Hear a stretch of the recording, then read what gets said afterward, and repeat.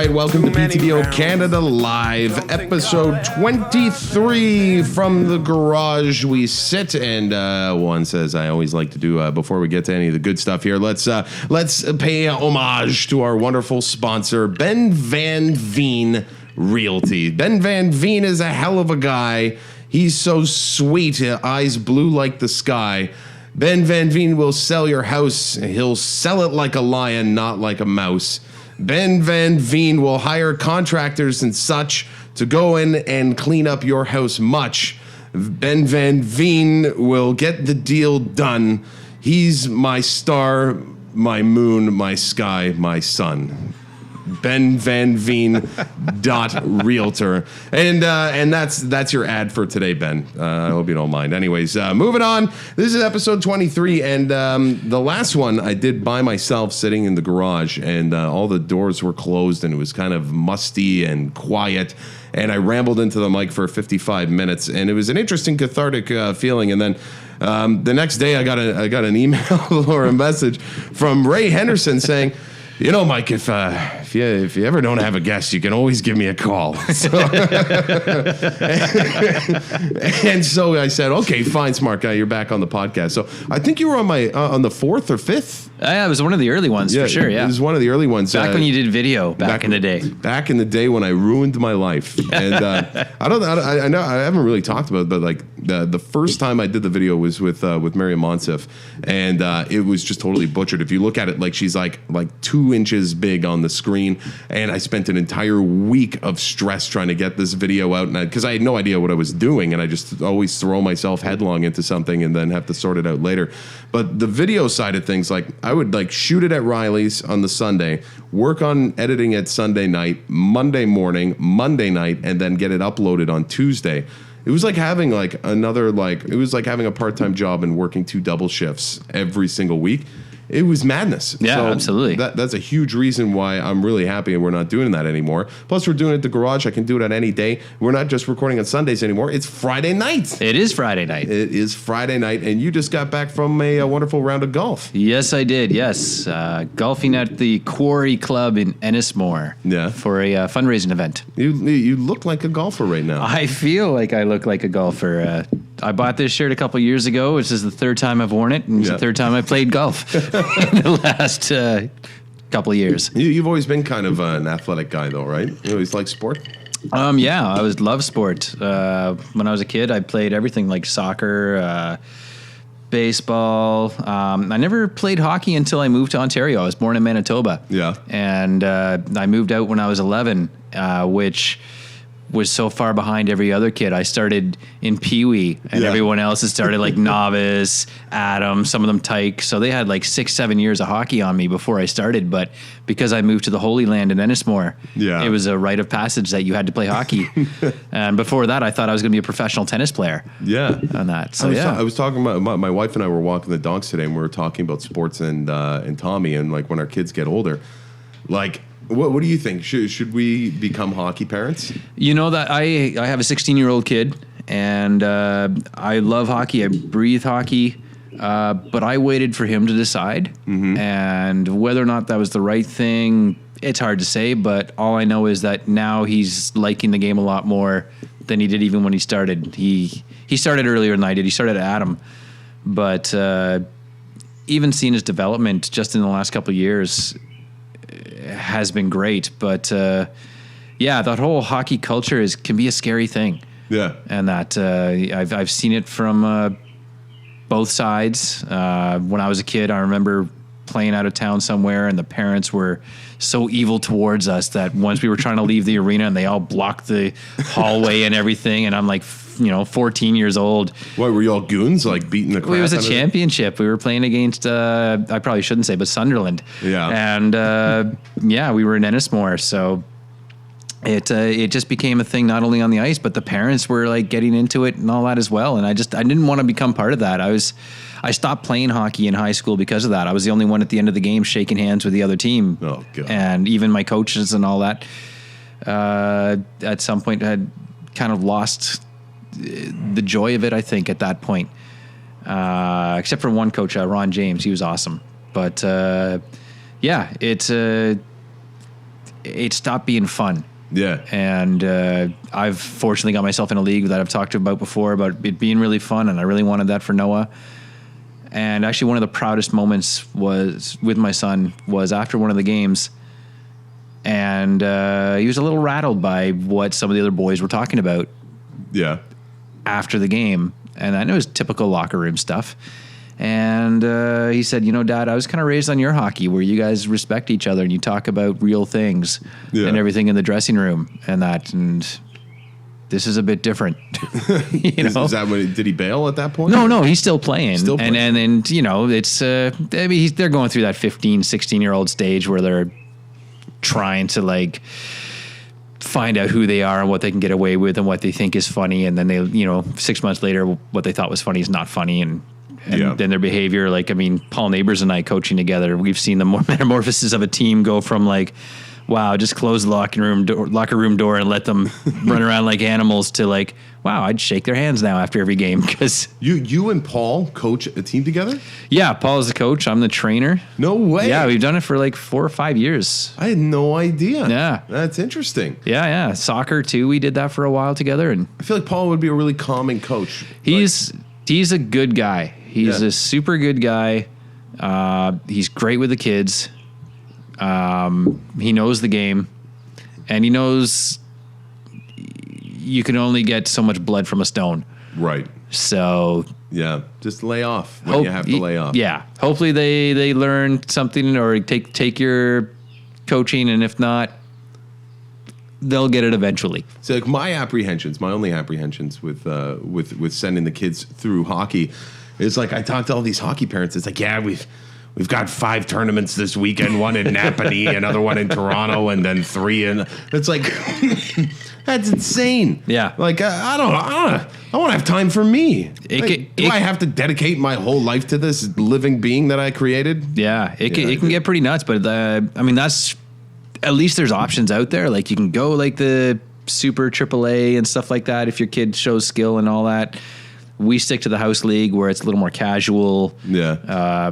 The coach gets to choose how many tournaments we play in. But I know guys, that their kids have played, and the amount of money they have to spend on tournaments, and that is crazy. It's a lot. And like I remember when I was a kid, I always wanted to be a ball player. I love baseball, and we lived in a townhouse complex just north of Toronto, and there was a row perpendicular to my row, and it was right in front of my house. So I would go outside with a tennis ball, and I would just pitch, and I would pitch, and I would pitch and pitch for years until and then I graduated to a hard ball and learned how to pitch a hard ball, and then finally I said to my parents, I'm like, get me out of soccer. I really want to play baseball. And you wanted to pitch. And I wanted to pitch. That's awesome.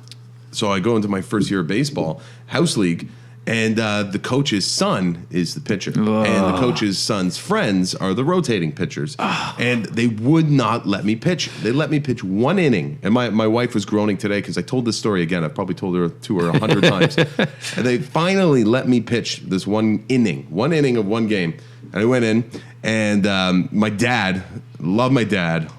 He was such a geek dad that day because I'm going up to the mound, and the only thing I see is like my dad like on the other side of the fence behind the catcher, like sitting there like, yeah, come on, Mike, like jumping up and down. I'm like, oh shit.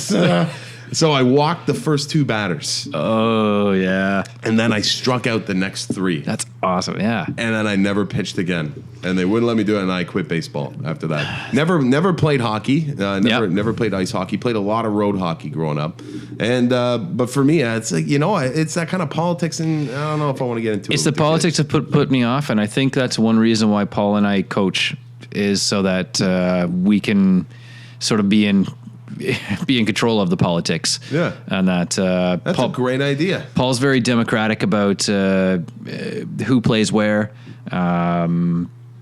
Of course, while they're going through this stage, a lot of the kids want to play forward because everyone wants to score goals. There's very few kids that want to play defense.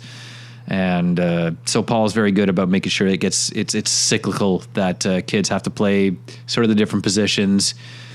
He doesn't try to play favorites. If there's a power play, he's not like, all right, let's put these guys out or whatever. He's just like, the next line, let's roll it out. Yep. Because that's how they're going to learn and that sort of thing. So, it's because you do see some teams that it's like, oh, that player's out there again. Oh, now he's on defense now because he's getting a rest from forward. Right. Wow. But yeah, politics can put you off, and I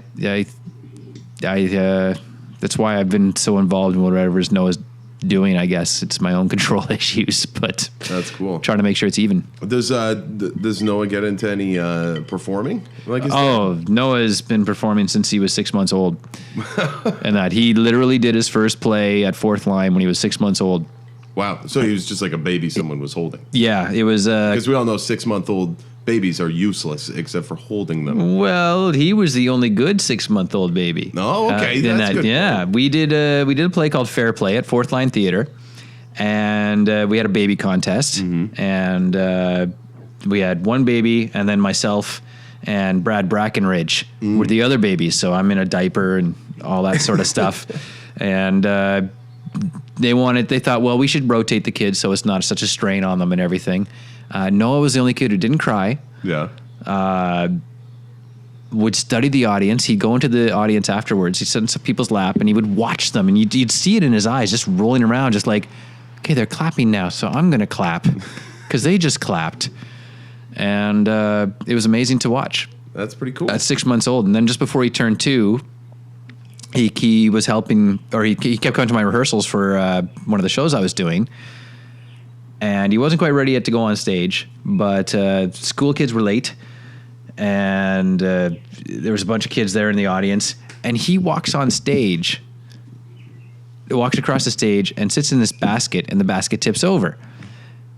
And people started laughing, and he's like, I've seen this. Yeah. And then he gets up, goes to the middle, and he goes, now clap.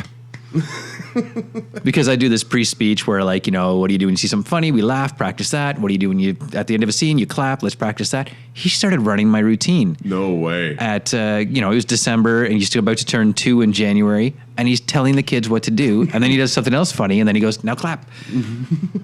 And running it. So, no, he's been performing all his life. He's a brilliant performer. He's a great improv guy. His high school life is very different than mine. You really? Oh my God, that kid is. Everybody knows who he is, and he's well liked. He's had way more girlfriends than I ever did in high school. Yeah, this kid's hitting out of the park in my book so far. Oh yeah, these descriptions, because my high school was not like that at all. Oh God, no. Yeah, no. I'm just like, wow. Okay, he comes home. Yeah, this dating this other senior girl, and he's in grade 10. It's like, oh, poor you. That's horrible. For you. Yeah. It took me a while to sprout. I was in like grade 9. I was like a prepubescent slug.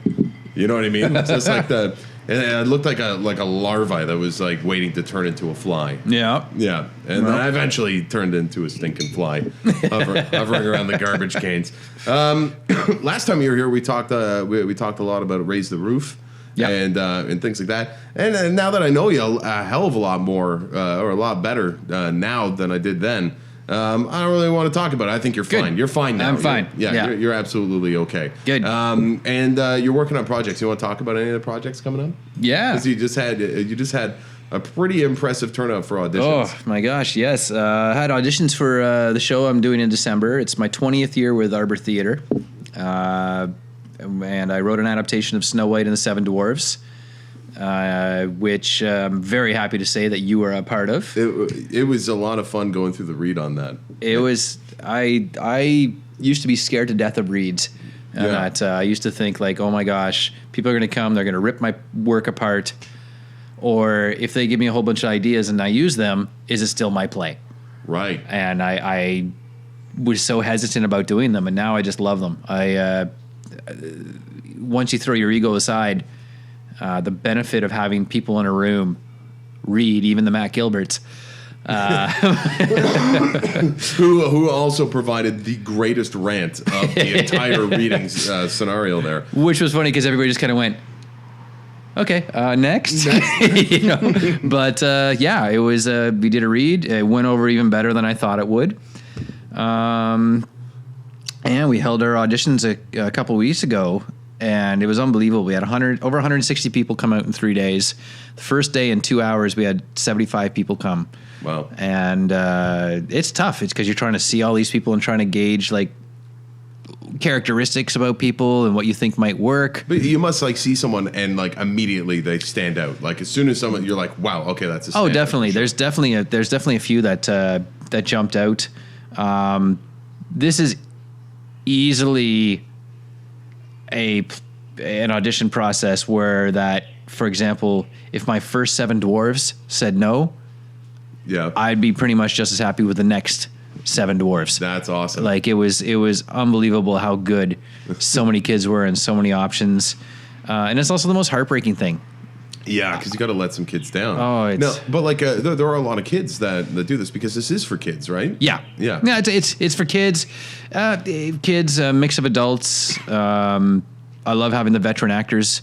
Yeah. Involved, and also too, I mean, quite frankly, you want to be able to entertain the entire audience, right? And one of the things I love is that teachers love coming to the shows we do because they feel like they're being entertained as well, and that the show is written for them as well, right? And you know, there's definitely some, like, I was laughing, like this is not like a Barney's like entertaining the kids, not at all.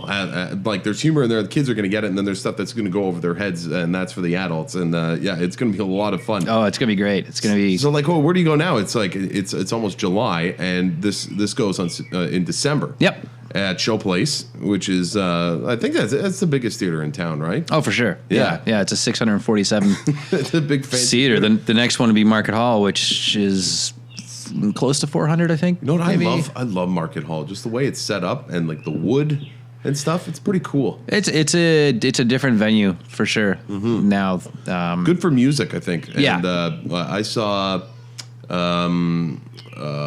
a raga, two guys, Indian classical music, playing there during Folk Under the Clock a couple of years back, and they just filled the room. It was absolutely incredible. Just a sitar and tabla, yeah, and that was a lot of fun.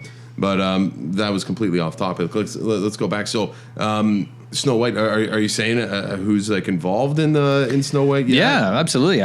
We've sent the cast list out, and this girl Frances Loisel is going to be our Snow White. Yeah, she was in Camelot that I did a few years ago as a dancer, and she's kind of turned her attention towards acting, and she was brilliant. She was absolutely brilliant in the audition. As far as the veteran performers in town, Dan Smith will be back in it. Matt Gilbert will be in it. Brad Brackenridge. And this year I'm bringing back the video component, right, which I had for 3 years in a row when I first came to Showplace. And the video component's going to be back. The mirror is going to be video, and that's the magic mirror, the mirror on the wall. The magic mirror, and there's going to be a fun element in that I don't want to give away too much about, but no, people will be very pleasantly surprised to see you and Kate Etier working in tandem in it. So it's an absolute honor, and just and reading for it was hilarious. Yeah, I mean, what was it like for you? That was your first read process? Yeah, it was my first read process, and so I sat down and like. For anyone listening, like picture like we're in Ray's living room, and there's like 17 people. 17 people, yeah. Just sitting in a huge circle around. Everyone's got a copy of the script, and I've got my role set out, and I'm sitting there looking at it. I'm like, what voice am I going to use for this? I'm like, I think I know the voice I want to use for it. And then I'm like, okay, well, Kate is kind of like my cohort in this scene. I'm going to wait for her because her lines were first. I'm like, I'm going to see what voice she went with. Yeah. And then she read her. I'm like, perfect, because that's the voice. And then it was just fun, just reading. You know, like I've read like a lot of radio scripts, and you do it as like you're a newsman. Like it's actually acting for me. When I was in radio doing news before I went into television, it was basically acting. It was pretending to be a newsman and putting on your newsy voice. And so it was kind of similar to that, and I like doing funny voices, so it was a lot of fun just hearing it, how it was transformed, and just having it come to life in my head. I could see it visually happening on a stage, And it was really cool. It was a lot of fun. Yeah. And, it was just fun listening to everyone, kind of pick their character and get into character and use their voice. It was a lot of fun. And Luke Foster really impressed me as well. Luke was very funny in that. He played that perfect. Oh yeah. No, absolutely. No, it is, and it's great. It's great to have a good cross section of people involved in that. I mean, we had some younger folks in it. Yeah. My choreographer, who was like 15 years old, was there. It was great having like Christina Abbott there, who was actually on before me the last time I did a podcast for you. That was her first experience doing a read. Yeah. And that as well. So it was great to have her come in and read the part of the Evil Queen for it. So, and what do you think? And I wanted to bring that up.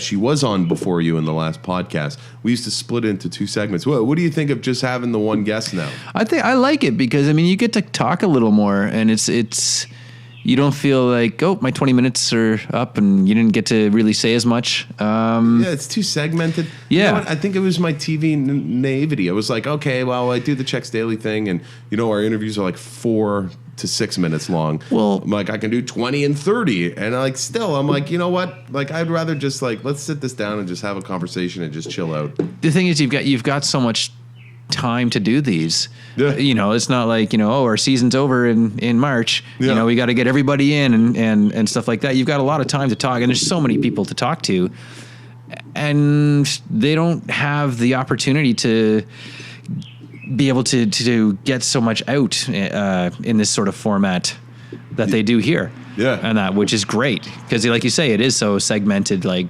when I come on Checks Daily, it's always awesome to come on, but you feel like you get 3 sentences in, and then you're like, look at the camera and smile. And I like Checks Daily. Like the great thing about Checks Daily is that it is its format is a magazine style show. Yeah. So we within the span of an hour, we cram so much information into that, and so many segments and topics, and also it's a different experience because it's TV. So when I was doing this before, even with the 3, it was 3 camera shots. I wouldn't even watch it. And when I sat down and really thought about it, I'm like, I wouldn't watch this. It's boring. It's just 3 camera shots rotating. Whereas Checks, we have a handheld cameraman, and sorry, when you watch video, you watch TV, things have to be quick to keep people's attention and keep the ball rolling. That's why it's become so successful. And you know what? Checks never brags about anything. We got our ratings back in September, in the spring. Checks Daily has been since its inception, has been steadily gaining ground every single ratings book. It's just been getting better and better. It's because it's something Peterborough's never had. I think. Absolutely. Well, it's great. And you guys are there. You seem genuinely interested in what you guys are doing. You had my wife on the show, she is the complete opposite of me as far as stage. She wants nothing to do with being on stage. She will make you look pretty and do all that sort of stuff, but getting on stage, no way. She was sweating bullets before going there. She's like, okay, I'm going on. How do I look? Oh my God. How do I hold my face? Yeah. And all that sort of thing. And you guys made her feel so comfortable. There was one point there where I thought the showmanship that you displayed and the generosity when you purposely asked her a question, that you knew she could answer and feel comfortable about with, and to see her go, oh, I can do this. I know this. And I will talk about this.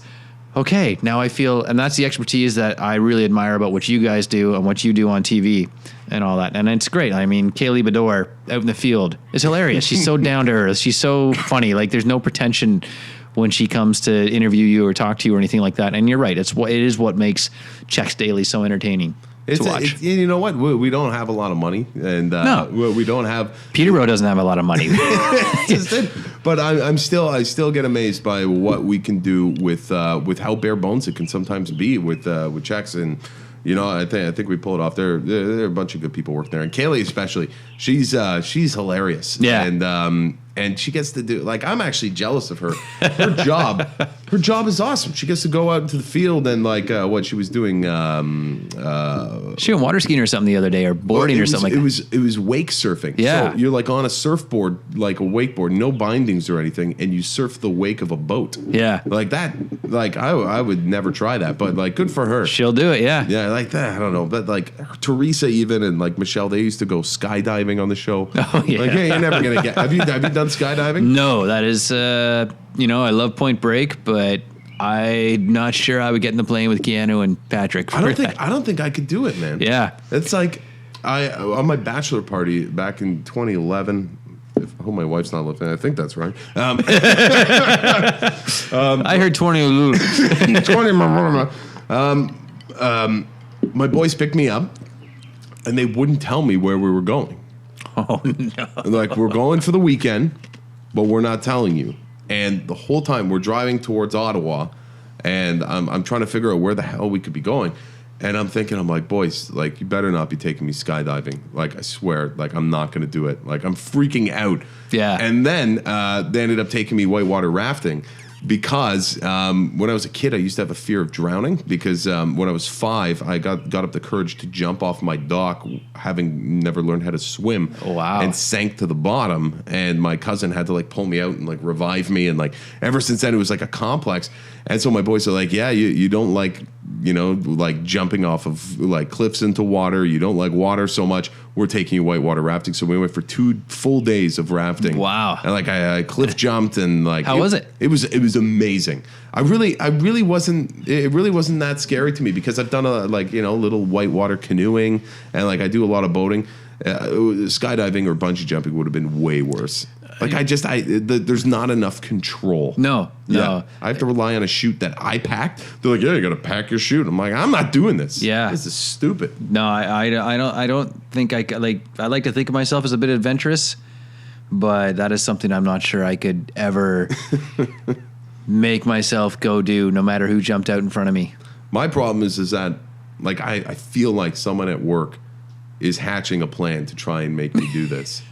And that they're gonna say it on TV and they're gonna be like, oh, you can't check it out. And I don't know if I'd let that peer pressure get to me, but there's like a piece of me that's like that's slightly competitive, and can't turn something like that down. Well, it's one thing to put someone on a poster and say, hey, now you're doing a show, but it's another thing to say, hey, guess what? You're gonna jump out of a plane. That's scary, man. We have a friend who plays hockey with us, with Paul and I, Joe Stalteri. And that's his job. He's in the Army, and that's his thing. He how's your day today? Oh, we just did 10 jumps today. So, yeah, it's like, oh, really? Oh, well, now you're on the ice. Look at you now. So let's talk about things that Peterborough's missing. Peterborough's missing. Well, last night we were missing Dean Del Mastro. He was in Lindsay for a night, but he's back now. You know what? All right. Dean, everyone's surprised that he got bail. It was $5,000 he had to post for bail. He's not like a serious criminal. He's not going out to kill anyone. He's not going to go rob a liquor store. He's not going to do anything like that. What he did do and whether or not he did it, I mean, he still claims his innocence. And people say there's conspiracy. He's the fall guy for Harper and this and that. I don't know any of that. All I know is that when I saw Dean wearing the handcuffs and the iron shackles on his legs being led into the paddy wagon, all I could think of was I have judged a rib eating competition with this man. Yeah. And, I have been at dinners with this man. And he was always super nice to me. And you know what? Like, I'm not going to get into the politics of everything because, I just don't fall under a political party. It's kind of difficult for me. I prefer, like, anarchy or, like, a collectivist government, in my opinion. It was just super weird. And you know what? There was a piece of me that felt bad for him. And there's a lot of people in Peterborough that do not feel bad for him at all. Yeah, no, I don't. I'm not a political guy at all. I've got friends that are right into the whole politics scene and that sort of thing. And I'll cheer for Marianne Mountseff and all that sort of thing. But politics is the furthest thing from my mind. Yeah. But I dealt with Dean when he worked at Suzuki. When they had the dealership, and the way he treated my mom when she brought a car back after 4 years, 21,000 kilometers on the car, 4 years. And suddenly then it was like, oh, we'll inspect the car and, see for scratches. And then he pulls out this little like ruler kind of thing to say, if there's any scratches longer than this, then you're going to have to pay something and all that. And it's like, it had a little minute scratch, like it could have been anything go by or whatever, like hardly a scratch at all. And he just stood there like a log, not saying anything. And my mom was freaking out, going like, what do you mean I had, like, I'm giving you back your car. Yeah. And he just stood there, just, hands in his pocket, like. He rubbed you the wrong way. Oh, you could hear the air going through his head and everything too, and like no compassion, no nothing, no, for something that was so like, it'd be like if I gave you back your jacket and one of the threads had come loose on a button. Right.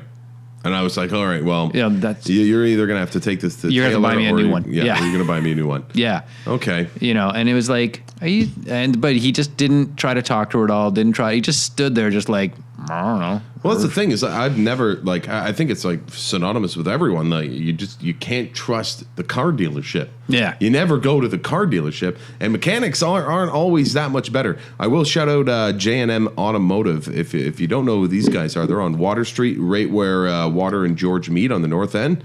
Okay. Yeah. J&M, young guy, him and his wife run the place. And what sold me was when I had a problem with my car. He's like, oh, yeah, let's check it out. Here, come back here with me.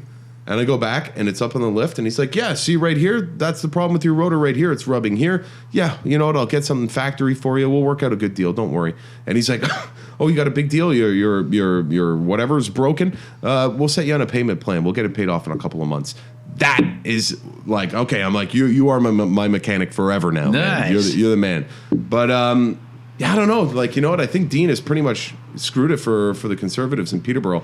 I'm really hoping to have Michael Skinner, Dave Nichol, and Mary Monsef all on the show at some point leading up to the federal election.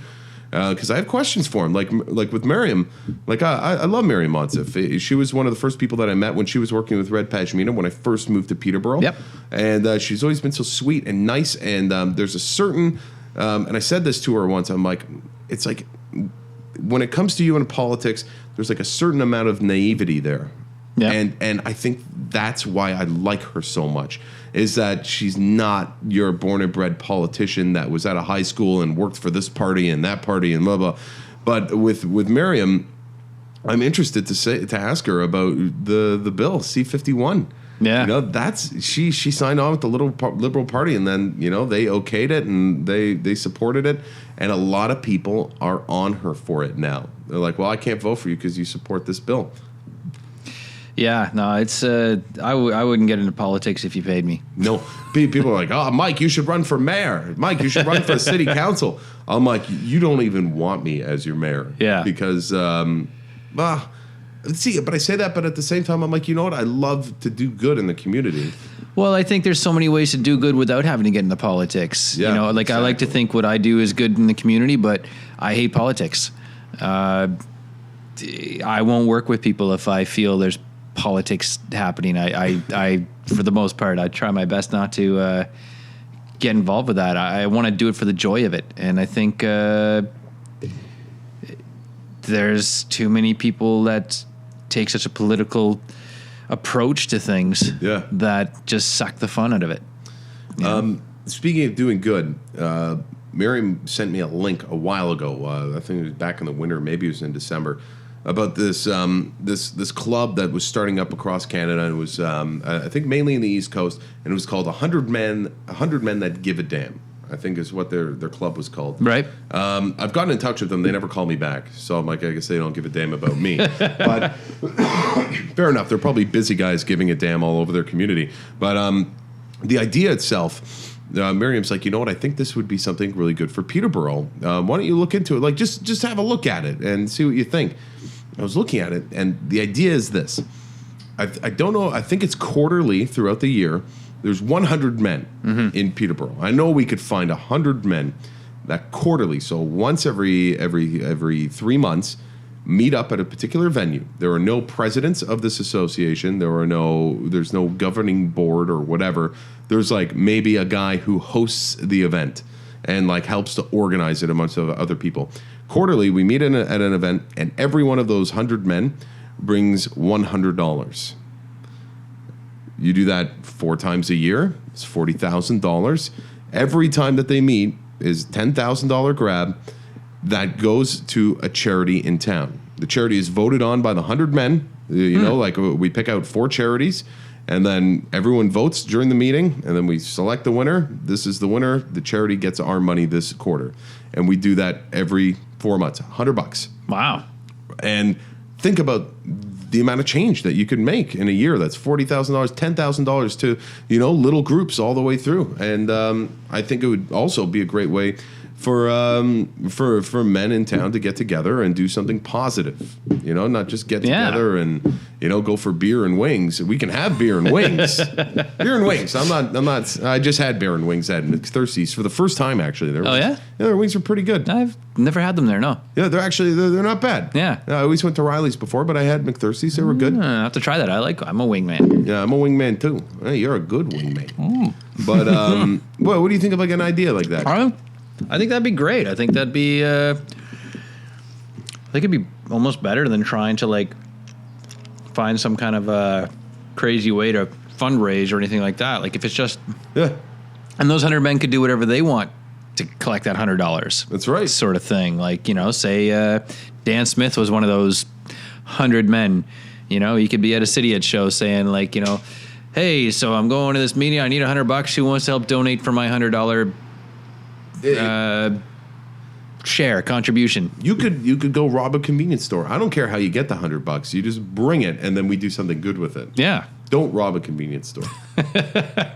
No, that's probably not the best idea. I mean, it's $100 over the course of 3 months. Everyone should be able to save that. Yeah. And if you can't, like whatever. Even if you show up with $50, I don't care. And you know what? Maybe it's not 100 men. Maybe it's 157 men. Yeah. But whatever's clever. I think Peterborough doesn't have anything like this, and it's a surefire way to raise money. Well, there's certainly no shortage of people who need money. Yeah. And especially here in Peterborough because there's no jobs. That's for sure. Like I feel lucky that I have a job at Checks and that it worked out somehow for me and that I'm unionized and all that kind of thing. It's interesting. It's an interesting. I'm very happy that it worked out because you know what? Tomorrow I could lose my job because I have a big mouth and I say stupid things on air sometimes. The stupidest thing I said did. It's the only time I've really had my wrist slapped at Checks. It was at night. It was the 11 o'clock late edition, and it was our first frost warning of the year.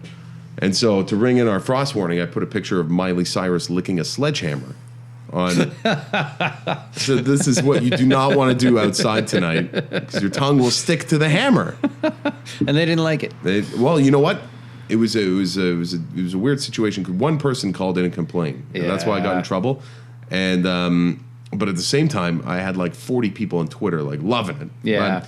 But, it can always be that one person that's going to get you in trouble. So you got to mind your P's and Q's. It's so hard when you do things in the public eye. I mean, we put ourselves up for judgment so often in what we do. With the City, it's like you're kind of like the ringleader of the City. You're the host. You help to book your shows. I mean, you have your I call it like a residency. It's like a 4-year residency at Gordon Best. Yeah. But you guys do private shows as well, like you did tonight with CMHA and other ones that you do all over the place. Is there ever a time when you're like sitting on the stage and a scene is going like away and you're sitting there like, oh no, oh no, oh no, oh no? Oh yeah, no, it's there's some like the one that you came and did with us out in Lakefield, and I mean it was a benefit for a student who had passed away, right? And that so we're like, okay, so we have to be very careful because these people are here for this event, and a lot of them, this is still fresh in their minds. They're grieving the loss of their friend. And so you're trying really hard to, let's make sure we remain sensitive about what we do and that sort of thing. Another tough one was one we did at the venue, and it was for, it was against like sexual harassment and sexual abuse and all that sort of thing. And, so we were just like, oh my God, now that this is in our head, it's like, don't think of the pink elephant. Oh no, like please don't, make sure we don't say anything that's going to offend people or anything like that. That was during a tumultuous time for comedy in Peterborough. It was a challenge. And then we watched some of the comedians up there and we were like, wow, we really were the tamest group up here. Yay for us. But it's there's been moments where some things have come out on stage and you're in that sort of that quick instant of, how can I save this? Dan Smith. I remember him saying, we did this game called Film Noir. And it's sort of like the idea is that you're in the 40s or 50s, you're kind of a detective sort of thing, and you speak a lot of, third person to the audience sort of thing. Like, I saw this woman come in and blah, blah. And so Dan's playing this detective sort of thing, and he's talking about, like, being out in the streets with all, and he says, like, with all the Jews and the spooks. And the audience goes, oh, and then he just turns and saves it, and he goes, like I said, this is the 50s. And it was like, yeah, okay, we get it. That was normal speak back in the 50s, but unfortunately they forgave him for it, which was great because he recognized that he may have stepped over the line, but and managed to turn it into, like, don't hold me accountable for. Well, that's like, like a lot of people got mad with Quentin Tarantino because of Django Unchained and the language that was used throughout that film. But that represents an era. Yeah, and it's a terrible era. Yeah, and yeah, we have corrected those things since then. Oh yeah. Well, for the most part, I mean, there's still a hell of a lot of work to do. Well, now, have you watched a movie that you used to love, say in the 80s? Or even early 90s, and watch it now and go, whoa. Yeah. Wow. I remember, and you know what? It's funny. Do you remember the movie Monster Squad? Yeah. There's this part at the end where Dracula, because Dracula was the worst of the monsters, they opened up like this portal, and they had this medallion or something that this little girl was holding, and he's like, oh, it was an amulet. And Dracula picks up this little girl by the face, and he says, "Give me the amulet, you little bitch." And I'm like, watching it now, I'm like, wow, I can't believe that they actually did that. Yeah. That was pretty impressive. Yeah. Oh, my lovely wife is going to come join us. Oh, absolutely. Come on, Jen. Come on in here.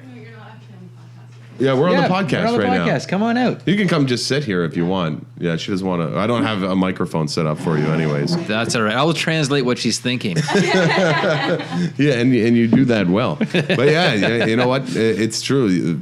Things have become a lot more PC, and we have Jerry Seinfeld now all over the news talking about how he won't play colleges. He won't do stand up there because he feels that the college kids now are just too PC. There was a few of them that said that. Yeah, they won't. Some of the older school comics won't go and do. Yeah. And I kind of feel like I see where he's coming from. Enjoying his comedy, and Jerry's a clean comic. Yeah, he's a clean guy. But then I look at guys like Louis C.K., who is just a filthy comic, but he can take what he says and he can structure it. Oh, his spin is awesome. His spin is and structured in such a way that he can get away with saying these awful things because really it's commentary on just our everyday lives and just the way that people think. And I think that Jerry is a little short-sighted and a little egotistical in his comments there. Well, he's not hurting for college gigs either. No. Well, I mean, he doesn't need to do them. He does arenas, right? So yeah. But yeah, I think the movies have changed, and there's still guys like Quentin Tarantino who are going to put out something a little offensive and interesting, but as long as it's got that spin, and as long as it's just not what it is, just like racist or sexist and blatantly. Well, I think what's good for us, like in the city, is that we're feeding off what the audience gives us. Right. And you've been to the shows, you've been part of the shows, and you hear the suggestions we get. And so we just kind of say, all right, this is what you've asked for. And they follow along. So we've been really lucky that way. I did actually get an email once from a woman who was rather upset with a game in which it was foreign movie dub, and somebody had done something sort of like a. Was it like a caricature of a race? Yeah, it was a caricature of like an African race, and this woman was on stage. Just doing a lot of like throat things and just kind of like howling kind of things and all that sort of thing. But it wasn't us who did it. She just assumed it was us because Oh, but it was an audience member. It was a different group altogether. It was a different show. But we got the email because they thought, and she apologized. She said, I'm sorry. I thought it was the Cityots, because that's when I think of improv, I think of the Cityots. But it was, I was a bit surprised to even get that sort of email. But she was upset about the way a race was presented on stage in a comical way, sort of thing. And I get it. I get with the way she described it, sort of thing. So, but when we play that game, like we're up there like doing, speak in German, give you Russian, sort of thing, and you're but you got to be careful. I got an email like that once too. Sometimes when I do the weather, or if I'm on Checks Daily, I'll do this voice, right? And I have this voice. It just comes out naturally because, like, I don't have prompters or whatever. And this woman sent me an email, an angry email, saying, "I finally understand why you do that voice. Is that you're doing the voice of a gay man, and you're homophobic, and you hate gay people." Mm-hmm. And I was like, well, actually.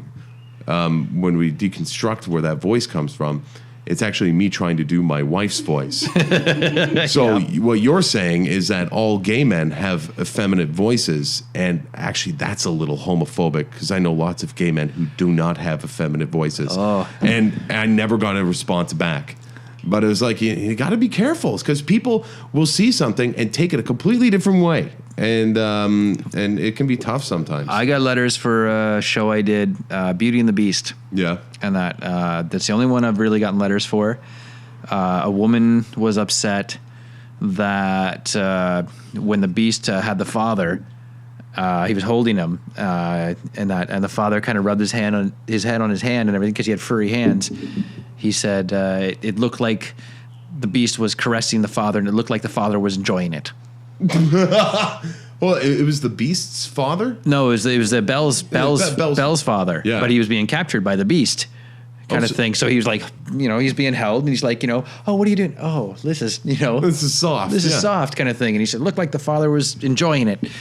And another letter I got, somebody was upset because the bad guy was berating Belle for reading, which is something I took pretty much straight out of the Disney movie. And it was kind of like, well, if you look at it, like, she wins out in the end and doesn't succumb to his berating of it. She's like, you're a bit of an idiot, kind of thing. And wow. But I was really surprised at some of the things I got in that. And someone else was upset that why would Belle want to submit herself to a Beast who was obviously really rude, right? And it was like, wow, like, did no one else read fairy tales from you? Yeah, it's a story, folks. Yeah, this is and he turns and becomes nice and ends up saving him. Turns out he's actually really kind of shy and sort of thing. And but they were so fixated on this one moment, and it, I mean, you've read my play, kind of thing, and I always have moments in there that I'm kind of like, gosh, I hope no one, kind of thing. And for the most part, people are like, yeah, I got it. Yeah. But it made me a bit scared after that, because you're kind of like, wow, like, are we getting to a point now where it's going to be really hard to write stuff that people aren't going to be like, you can't do that, you can't say that, you can't, and we're just have to write like stale white paper. And that's the thing is, like, well, people, you can write comedy that's clean. And sorry, Jen, you just came out there, I think, a little bit there. You can write comedy that's.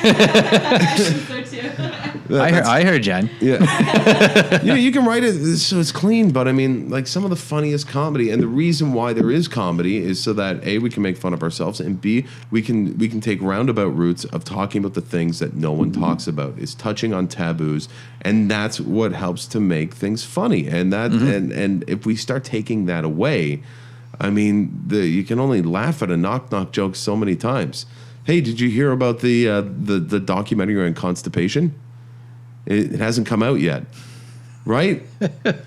Is that a clean joke? Not really. I guess we're talking about poo. And Yeah. Right? But like, these are terrible jokes. Actually, you know what? That one was pretty good. Never mind. I'm going to leave that one alone. But I'm interested to see what direction comedy is going. And you know what? the whole catcalling thing, the girl in Toronto, the comedian that was doing the professional gig, because you guys do corporate gigs all the time. Yep. She was doing a corporate gig and some swine was in the front row, like, and she's like, I didn't feel like I could say anything, or I couldn't tell him off because then I would lose my money for the corporate gig and it would hurt my career. Then she went and wrote this huge letter, and a lot of people were like, suck it up, that's just the way it is. It's like, no, I think guys who are being slimeballs and catcalling you from the audience deserve to be dealt with harshly. I guess you probably do it without swearing, but. Well, where is the management if it was a corporate gig? Why would it be? Because no one could hear the guy. He was being real slimy from like the front. It should have been her responsibility. Yeah. I suppose. I hope you guys can hear that because my wife doesn't have a microphone. All of a sudden, she wants to talk now. And in the garage, women rarely get the chance to talk. That was her talking right now. Yeah, that's true. Yeah. But you know what? I don't know. The funny thing is, you guys, I don't think you guys ever get heckled, do you? No, we have. We've done shows like some of the corporate shows or the parties and that. Some people get a little too drunk, and there was a woman. We did a show in February, and she wanted to yell out for everything. She had a suggestion for every game we played. Yeah, and then wanted to comment on her suggestion after she made it, and so it's trying to find the balance of like, I'll take your suggestion, I'll play along with you, but now I need to address everyone else and play with everyone else. Okay, you're still talking. Yeah. It's you get that a little bit, but not. I think because of what we do allows the audience those moments of like, I've said something. Okay, now I can watch again. Right, but I think helps. You got to be careful with the drunks, because then if you put them down, they get mad, and then what they're saying gets more obnoxious and louder and ruder. Yeah, so, for sure. It's as the ringmaster, you have to be careful. It definitely, for sure. But I think what's helpful is that our audiences, I think, tend to start to feel more like they're part of the show, and they want people to like behave and listen as well, because it's ruining the experience for them as well. So they feel like, hey, you can't say that to them. We're all part of this together. Like, right. So which has been really nice. Absolutely. On that for sure. But so we're like 52 minutes in. I went to the last podcast where I did it by myself. You didn't hear that because as soon as I finished the podcast, I went inside and my baby was like screaming in his crib. I'm like, you guys couldn't hear me, I don't think. But either way, right, Jen? The last podcast I recorded by myself in here. I was just wondering if you guys could hear me from the house. Okay, anyways. I was mulling over like different people I'd like to have on the podcast. Is there anyone who haven't I thought of? Who would be a good conversation? Have you had Paul Neighbors on? I haven't had Paul. You should have Paul Neighbors on, because that guy does more than comedy. His art is quite unbelievable. Yeah. And the fact that he's just in the last few years decided, you know what, this is what I'm going to focus on.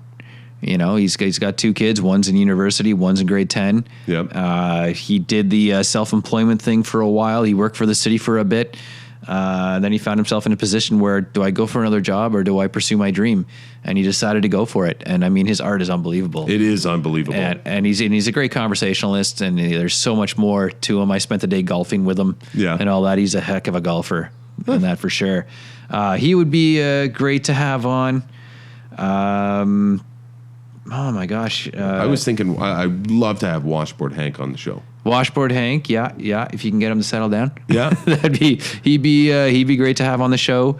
Have you had Dan Fewings on the show yet? No, I haven't had Fewings on yet. Get Dan Fewings on. He's been on Checks Daily with us before. Yeah, get him on here, because just for him to be able to sit and talk. I mean, that guy's done so much in his life, with his clowning, with teaching, with his music. He retired. The first thing he did an East Coast tour. And that. One of the next guests I'm going to have on, and I want this is to just to revisit what I was talking about in the last podcast. So we're going to have on Shirley Williams. She is she is trying to protect native languages through Trent University and make sure that they're still being taught, like Cree and Ojibwe. A little while ago, I've always told my wife, and this might actually surprise you. I don't think I've told you this yet. I have a father of Confederation in my family. 4 generations back, his name was Hector Langevin. He's a Quebecer. Wow. And he signed he's father of Confederation for Canada. I was doing a bunch of research on him when I was at work, supposed to be working and doing research on my great-great-great-great-great-grandfather, and found out that he had an instrumental role in starting up the residential school system. Wow. Like a really big voice. And there's even a disgusting quote from him on that I found several times online.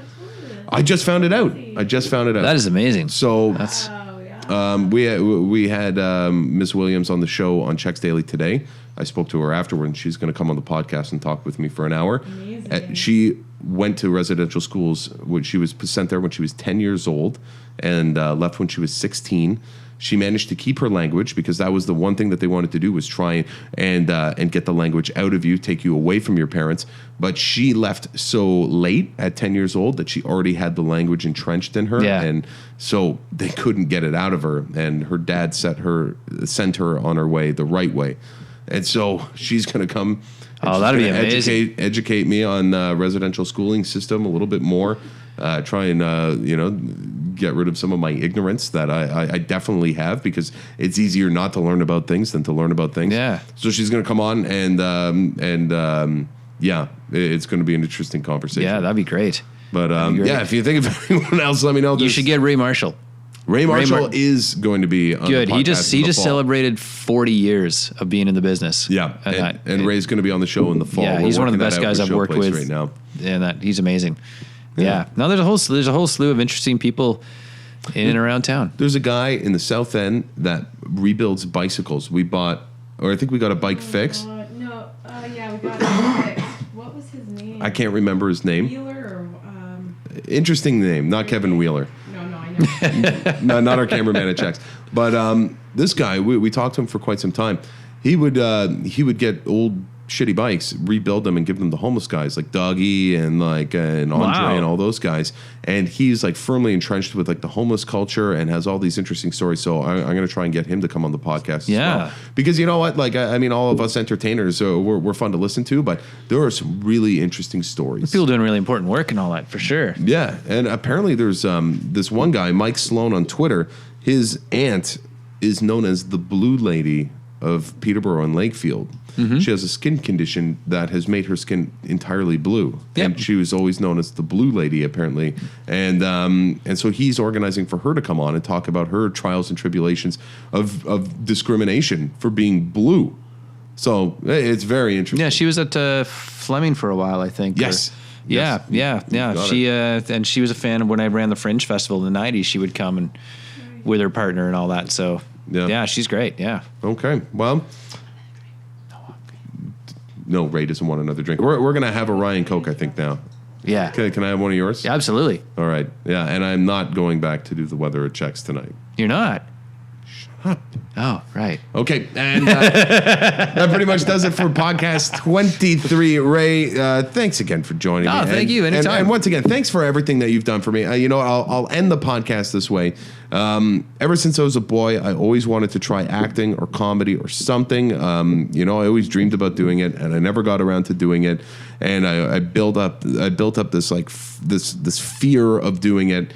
And then that one time you put me on stage and made me do foreign film dub as a Russian man, and then asked me to come back and do a City show. You've officially opened up a person, and I think I got the bug now. And I've got all these other things which are happening, which I'm not really going to announce right now because they're not announceable. But with Snow White coming up in December. I thank you so much for opening this world to me. I appreciate it.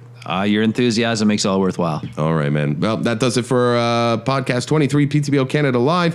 And thanks again to Ben Van Veen, and benvanveen.realtor is where you can find him online. That's it. We're out. See you later.